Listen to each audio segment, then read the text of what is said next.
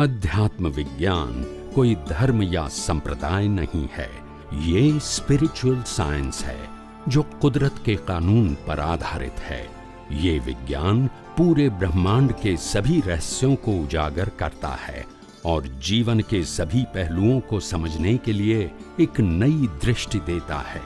इसी को art of vision कहते हैं, दुनिया को देखने की एक नई दृष्टि, जो अध्यात्म विज्ञानी परम पूज्य स्वामी श्री कमलेशानंद जी के निर्देशन में सनातन सत्य का अनुसंधान कर हमारे जीवन को प्रकाशित करे। जय सच्चिदानंद। कमलेश भाई फरी संभावे वारो एक वखत चोखवट करी आपो ने जरा। संभावे निकाले भावना छे, क्रिया નથી। મન વચન કાયાથી જે કંઈ થાય છે એ તો પરિણામ છે। શું છે? એમાં પુરુષાર્થનો અંશ નથી, પણ મન વચન કાયાની થતી ક્રિયામાં તમારો ભાવ શું છે? ત્યાં સંભાવ કે અસંભાવ છે।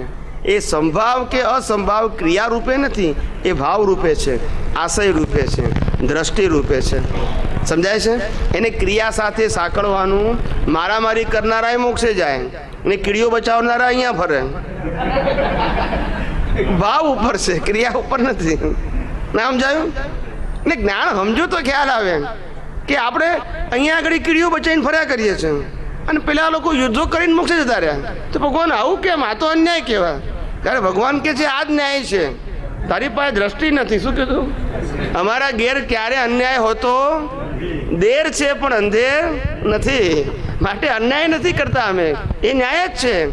એની દ્રષ્ટિમાં તો અહિંસા છે અને ઉદયમાં હિંસા છે। ઉદયમાં હિંસાનો મતલબ પરિણામમાં હિંસા છે, પણ ભાવમાં હિંસા।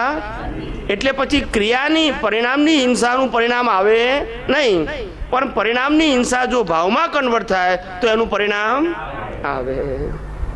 એક્ઝામનું રિઝલ્ટ આવે, રિઝલ્ટનું રિઝલ્ટ ના આવે। સમજાય છે? એટલે આ જ્ઞાનીની ભાષા ક્લિયર હોય, ગોળ ગોળ ગોળ ના હોય।